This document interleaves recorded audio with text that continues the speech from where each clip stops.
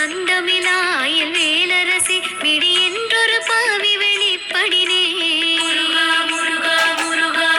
அரிதாகியமே பொருளுக்கணியே நுரிதா உபதேசமுணர்த்தியவ விரிதாரண Vikrama வேளிமையோ புரிதாரகனாக புரந்தரனே